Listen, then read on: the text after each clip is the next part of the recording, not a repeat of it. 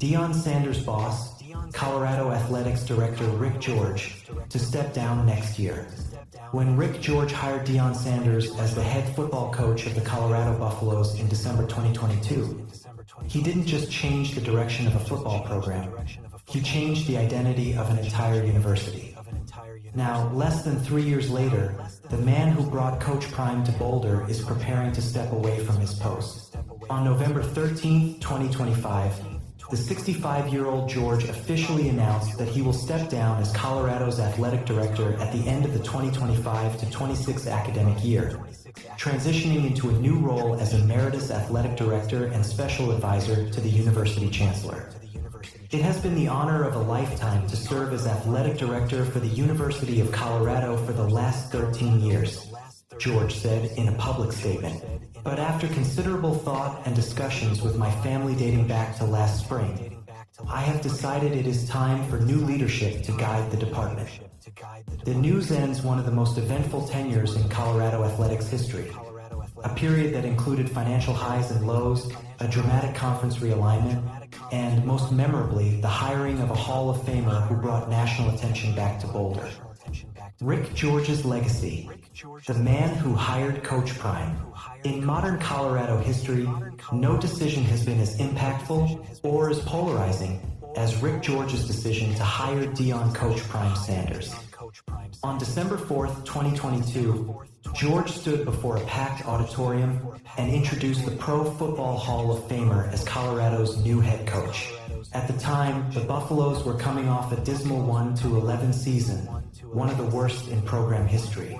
The energy was gone, recruiting was stagnant, and fan interest had hit rock bottom. That day, George made a bold promise, not just to the university, but to the entire state. "We're here to win," he said, "and we're here to do it the right way." It was a risk few athletic directors would have taken. Sanders was a cultural phenomenon, yes, but also a gamble.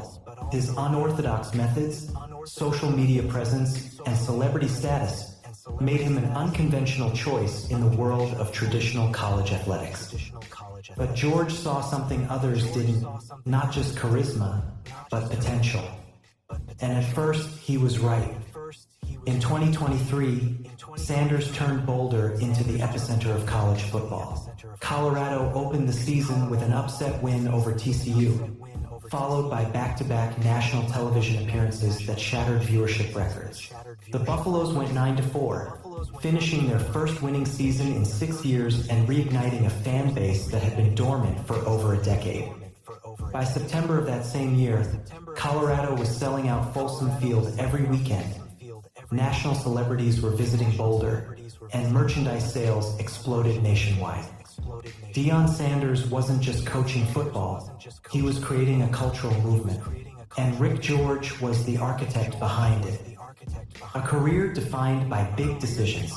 Rick George's tenure as athletic director began in 2013, following a challenging period for Colorado athletics. Taking over from former AD Mike Bohn, George inherited a department facing both competitive struggles and financial instability. Under his leadership, Colorado made several high-profile investments that reshaped the university's athletic footprint. The UC Health Champions Center, a $100 million state-of-the-art facility that became the centerpiece of Colorado athletics.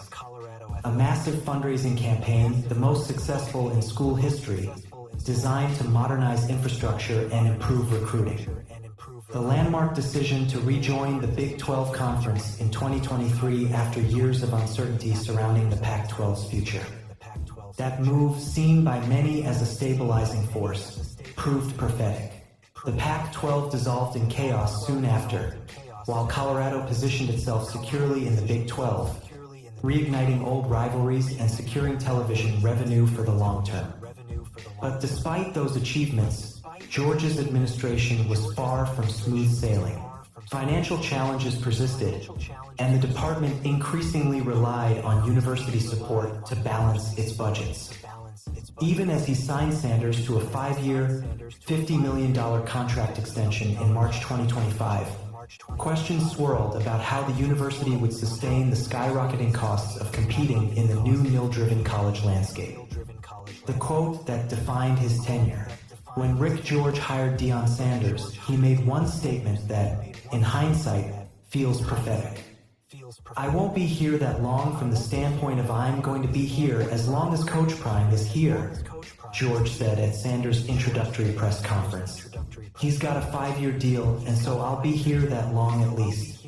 Beyond that, I'm not going to hire another coach, and I don't think we'll have to." 2.5 years later, that's exactly what's happening. George will step down in 2026, as planned, and Sanders remains under contract through 2029.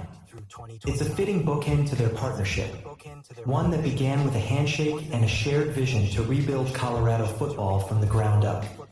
Deion Sanders and Rick George, a unique partnership.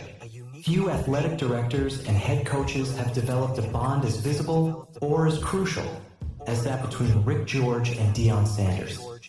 From day one, George defended Sanders against waves of criticism. Whether it was backlash over the massive roster overhaul that saw more than 60 players transfer out in Sanders' first year, or questions about the media circus surrounding Colorado football, George always stood by his coach. "We brought in Deion to bring energy and accountability," George said in 2024. "That's exactly what he's done. That loyalty was mutual." Sanders, who has often been wary of athletic bureaucracy, publicly praised George for giving him full autonomy.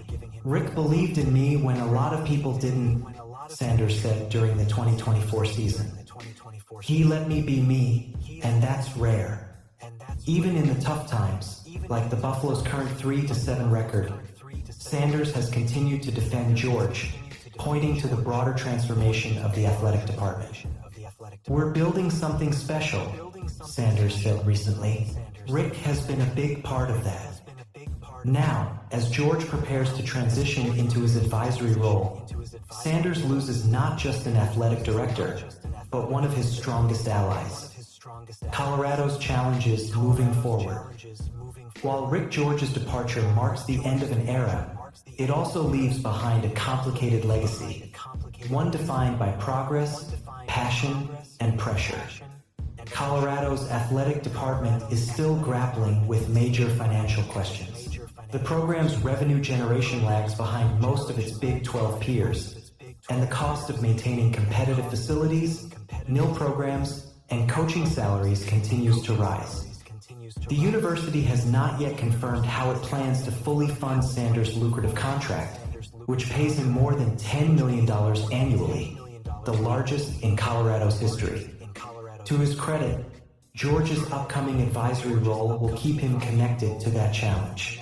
His new position will focus primarily on revenue-generating initiatives, an area that has become increasingly vital in the era of athlete compensation and transfer mobility. Rick will continue to assist CU athletics in his new role, participating in initiatives that are vital for success. The university's statement read, "The end of a legacy, the start of a new chapter." For Colorado fans, Rick George's departure is bittersweet.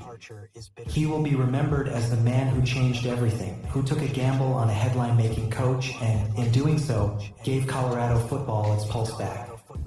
Under his watch, Folsom Field became the center of college football conversation again. ESPN's College Game Day returned to Boulder. National recruits started visiting again. And for one unforgettable autumn in 2023, the Buffaloes were the hottest story in sports. Even as the program struggles now at 3-7, the excitement George helped create hasn't completely faded, because belief, once ignited, doesn't vanish overnight. "I wanted to time my announcement so that I could support Coach Prime and our football team this season," George said in his statement. "I look forward to continuing in my new role." Looking ahead, who fills his shoes? Colorado now faces a crucial question. Who replaces Rick George? The next athletic director will inherit both a blessing and a burden. The Prime era is still the university's biggest brand asset, but it also comes with intense scrutiny and financial expectations. Whoever takes the helm must navigate no complexities, conference politics, and the challenge of sustaining a football revival that has already weathered its share of turbulence. The transition period gives Colorado time, but not much. Recruiting, budgeting, and planning for the 2026 season will soon be in full swing. Stability in leadership will be essential if Colorado hopes to maintain momentum and avoid slipping back into the mediocrity from which George helped rescue it. Rick George's final impact. Rick George's time as Colorado's athletic director will be remembered as one of vision, risk, and reinvention. He wasn't perfect, no athletic director ever is, but he was fearless. In hiring Deion Sanders, he brought the Buffaloes back to national relevance, rebuilt donor confidence, and showed that bold decisions still have a place in college sports. When history looks back on the Sanders era, one name will always be etched alongside it: Rick George. Because in the story of Colorado's rebirth, prime time doesn't exist without the man who made the call.